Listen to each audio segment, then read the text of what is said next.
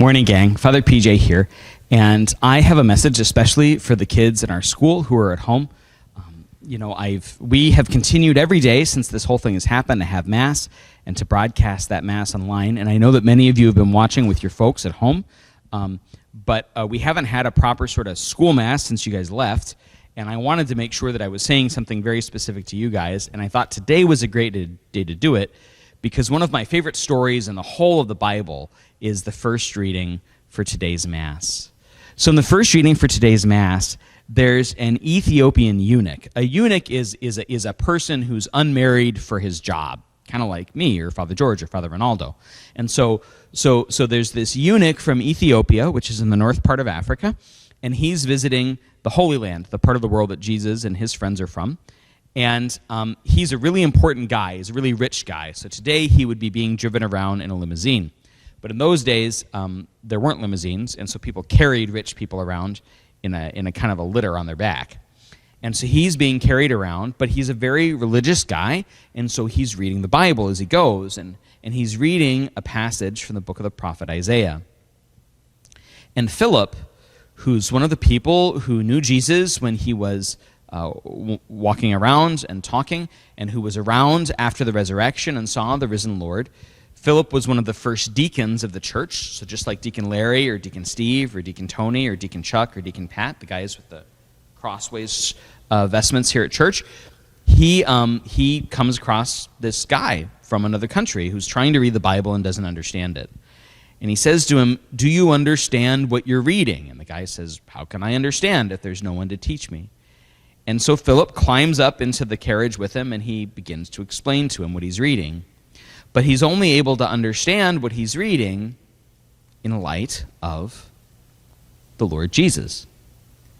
And this is the reason it's one of my favorite Bible stories. Because all the stories that we tell in the Bible, all the words that we read, all the characters that we come to know, they have their own story, but they can only be totally understood in light of the Lord Jesus.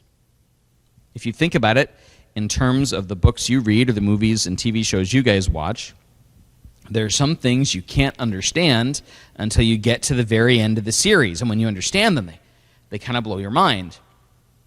And that's what happened with the dying and the rising of the Lord Jesus. Everything came to mean something different.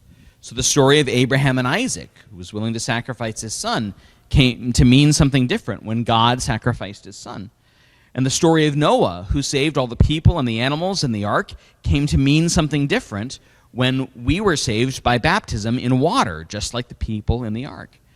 And the story of Moses leading the people through the Red Sea came to mean something different when we were led through the waters of baptism to new life.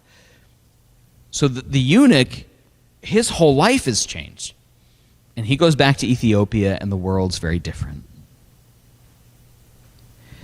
I want to tell you that story. I wanted to tell you that story and talk about this today for two big reasons.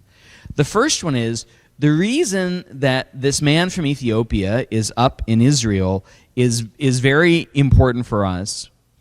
And that is that a long, long time before this, there was a queen from Ethiopia who came to visit Solomon, who was the king of Israel. Solomon was the son of David the king, who killed the giant Goliath, remember? And she was called Sheba, and Queen Sheba, or the Queen of Sheba, she married King Solomon, and they had a son together. But because she had a country in one part of the world, and he had a country in another part of the world, she had to take their son and go back to where she was from. And that was very sad, because they wanted to be together, and they couldn't be together. But she raised her son up, and he wanted to be good and holy and have his mom and his dad both proud of him. And so he grew up to become a mighty king himself.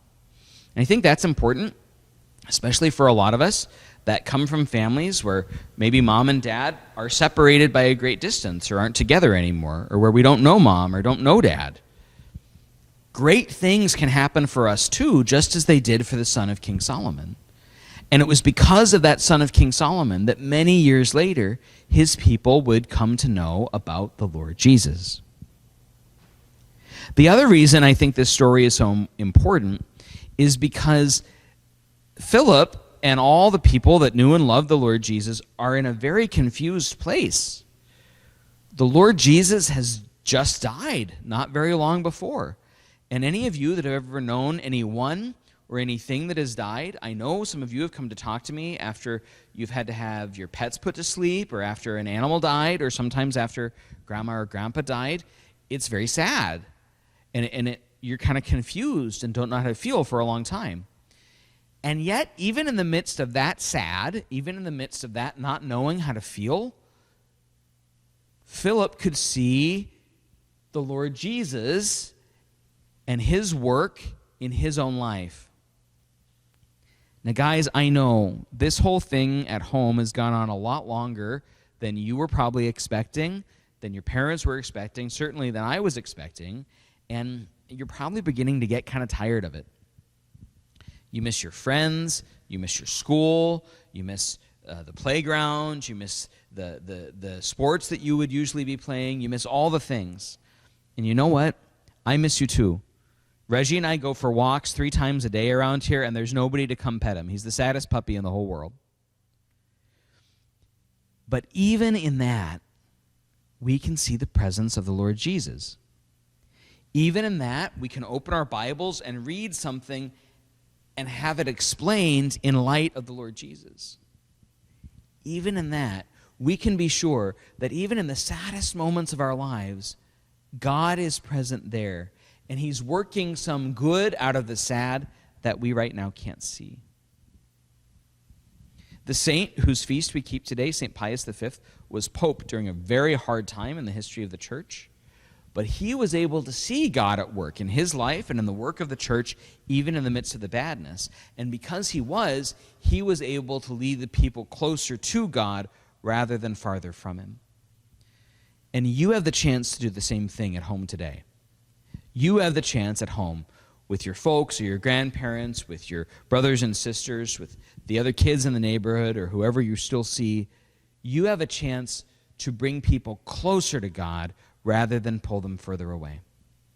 So while I know it gets frustrating and hurtful, and I know you really wish this whole thing would just end, well, I know you miss everybody, and sometimes you want to cry, and sometimes you want to scream, and all of it, this is the time to look real hard, to mean it with your head and mean it with your heart for the presence of the Lord Jesus in the schoolwork that you're being asked to do at home, in the games that you play with each other, in the chores you do with and for your parents and other family members, and in the time you just spend by yourself in quiet, reading or listening to that still, quiet voice, the voice of God, which is in each one of your hearts.